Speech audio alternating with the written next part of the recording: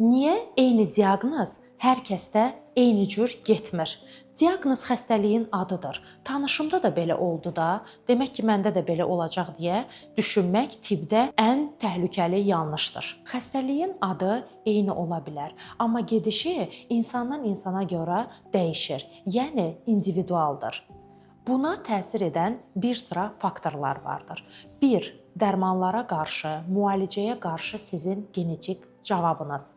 2. Orqanların ehtiyatı, rezervi fərqli ola bilər. 3.